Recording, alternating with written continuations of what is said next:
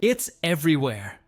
In gym bags, on office desks, and at every social gathering you've attended this week. Bottled water has become the ultimate modern accessory. But have you ever stopped to wonder how a free, natural resource became a multi-billion-dollar industry? Today, we're diving into the challenge of uncovering what's really behind the rise of bottled water and why we're so hooked on the plastic.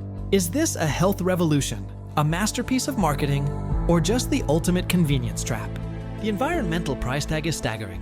From the energy-intensive production to the final discard, the carbon footprint is massive. Every year, millions of plastic bottles end up in our oceans and landfills. We aren't just buying water, we're buying future waste. We buy it because we think it's cleaner, but is it? While many view it as the healthy alternative to soda, the truth is murkier. Regulations vary wildly by country, and some studies suggest bottled water might not be the purity gold standard we've been promised.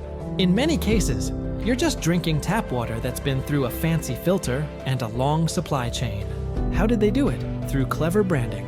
The industry has masterfully reframed water, a basic human right, into a luxury lifestyle item. By tapping into our fears about tap water quality and our desire for convenience, they've convinced the average American to consume over 40 gallons of bottled water every year. Here is the kicker. In many regions, that premium bottled water is literally just municipal tap water, repackaged and sold at a massive markup. We are paying a premium for the plastic, not the liquid inside. The rise of bottled water is a complex mix of convenience, marketing, and genuine concern for health. But as the statistics grow, so does our responsibility.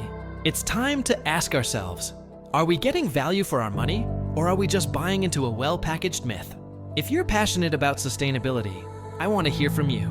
Is bottled water a necessity in your area, or a habit you're trying to break? Leave a comment below. Don't forget to like and subscribe for more deep dives into eco-friendly living.